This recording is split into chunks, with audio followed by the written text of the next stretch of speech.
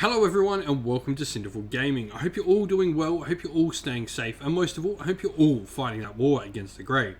Today's video is a Black Library review. In today's video, we'll be taking a look at one of the many publications brought out by a Black Library and giving you our thoughts on the book, audio drama, whatever it happens to be. Now, I will say that we will try to keep this review to as spoiler free as possible, though there will obviously be points where we talk about things happening in the book. We will try to keep away from saying any of the major plot points, so you can go and read this book for yourself. We'll just give you our thoughts on whether or not we think it is something you may be interested in. So we'll use this video to instruct you on maybe is this sort of going to be a book that you would like to see. With that all said and out the way, let's get cracking on. Let's talk a little bit about the book that we have reviewed this time. In today's Black Library review, we're going to be checking out Blades of Damocles by Phil Kelly. Now, this just came out on audio, and what's been really cool is a bunch of these old Space Marine battle novels are now hitting audio version, which are great. I remember reading a ton of these back in the day. Blades of Damocles, however, was one I never did read back in the day, so this is why I'm checking this one out first. We're going to go through, hopefully check out the ones I never got to read, and hopefully we'll touch on some of the other ones as well of the stories that I did read and reflect back on them some more. But Blades of Damocles is by Phil Kelly. It's narrated in this one by John Banks, which is a really nice narration. I do enjoy John Banks a lot when he does his narration, so let's get cracking in and let's talk about what the story's about. And so our story, it is the 41st millennium and an upstart alien empire has emerged on the eastern fringe. After a few skirmishes to retake human worlds from these blue-skinned invaders, the time has come to strike against the so-called Tau Empire. At the forefront of the Damocles Crusade stand the Ultramarines, commanded by Captain Theus of the 8th Company and the chapter's Lord Executioner. With his loyal sergeants Numitor and Sicarius, yes, that is the Sicarius you're thinking of, by his side, Theus vows to exterminate the aliens. However, the cunning Xenos commanders Farsight and Shadow Sun both have other plans. So straight away, this is a really cool story. Like, we're getting, Damocles Crusade in here, which is, sort of the first major human war against the Tau Empire. We're getting, some characters in here that are quite notable. Obviously, Farsight and Shadow Sun, well known to any Tau Empire fan. And also, Sicarius, that is the Sicarius you're thinking of. This is him as a sergeant within the 8th Company. So this is well before he is Captain Cato Sicarius that we know today, or indeed, one of, Guilliman's most trusted sort of lieutenants. Now, and so this book's purpose is pretty simple.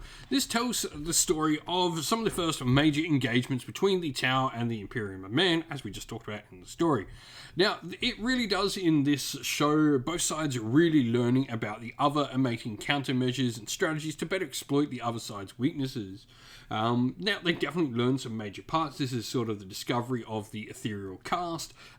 For the Imperium, this is learning more about the Space Marines and how they sort of work for the Tau, and learning that there are different sides of Space Marines, learning that, the Space Marines and Tau aren't quite so different. They have these martial codes that they sort of fight by.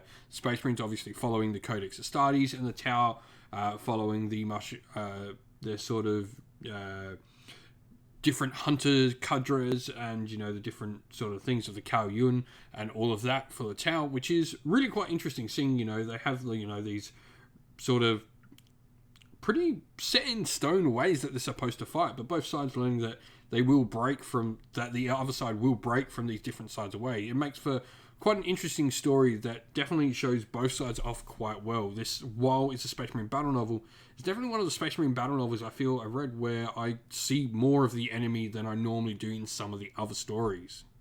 And so our main character is Sergeant Sicarius. While Numitor and Theus both have their time, they definitely do take, second stage next to Sicarius, who is really the main focal point, I think, for a lot of our story.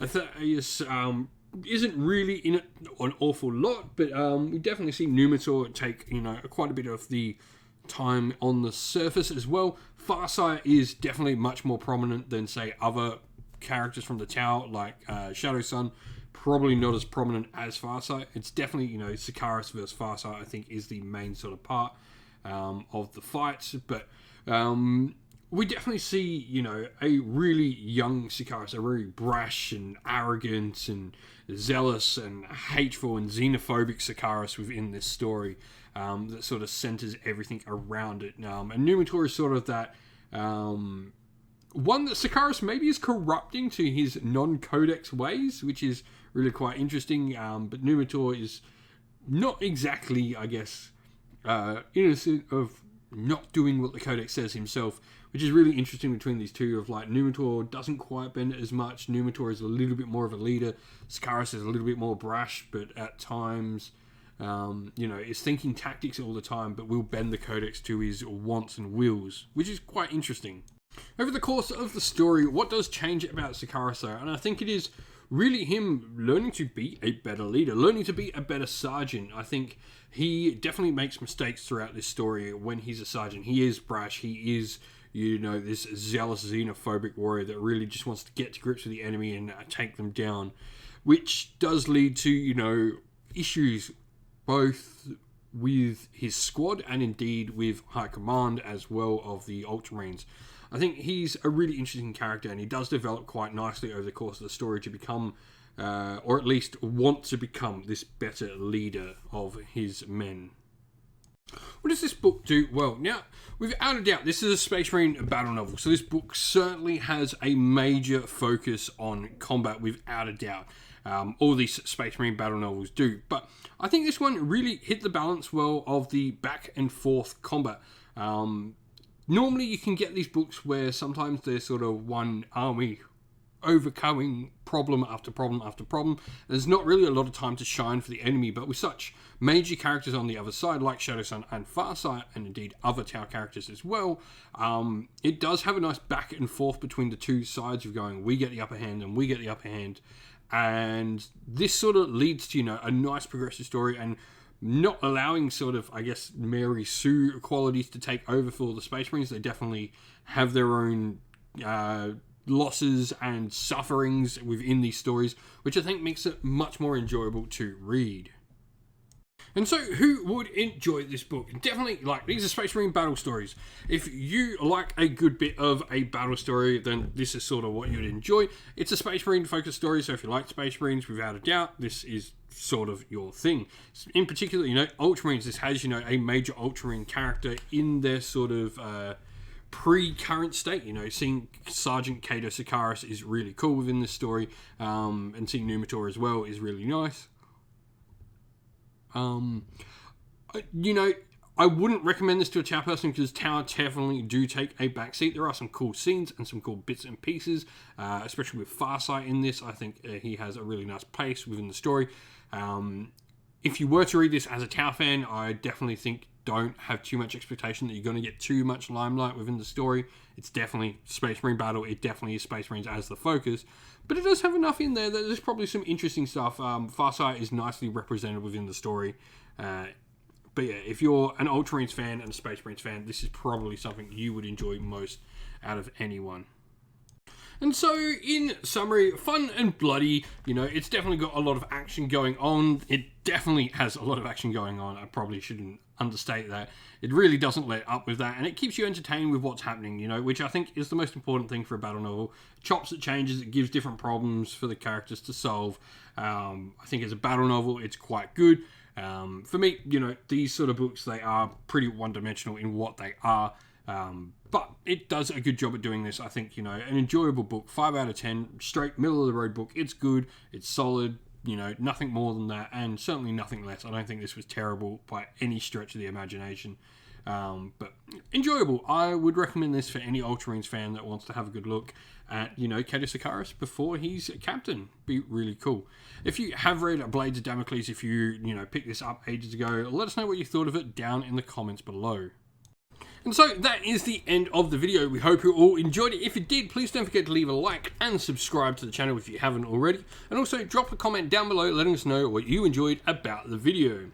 If you'd like to come chat more with me and other members of our little community, here we have a Discord server for Sinful Gaming, which you'll find linked down in the video's description. Also, if you'd like to help support the channel, you can do so either by supporting us on Patreon or YouTube members, both of which are linked down in the video's description, or grab some merch from our Teespring or Ko-fi stores for yourself as well. All these are the best ways to help support the channel. As a special thank you to everyone who does help support the channel in such a way, we'd like to give a shout out to all our Patreons and YouTube members. So, thank you to our Patreons, Christian Weir, Soren, Kenny Lyle, Outer and Shot First, Andrew Bowen, Nathan Fee, The Rising Ape, Q Dynamic, Anthony B, JJ Austrian, Average Wargamer, Domir, Mark Harvey, James Cater, Bloobs, Benjamin Swallows, Red Martin, Kevin Bowman, Iron Grinch. And to our YouTube members, Green Roots Gaming, Ronya, Lock Lorick, The Johnny84, David Osworth, Wolfric Nick, Broken Chef, Ariana Edwards, Revenar, Pink Nico Fire, Robin Mankiller, Monty's Tabletop Terrain, John Castle, Davis Weir, James South, David Crozier, and Dylan Areno. And lastly, a special thanks to Lady Witchfox Art, who does all the amazing artwork for the channel, and a special thanks to all the mods that help with our Discord server and all the people that come on the regular to help with everything on the YouTube channel. Thank you all once again for watching. Stay safe everyone, stay well, and most of all, keep fighting that war against the Grey. Ciao for now.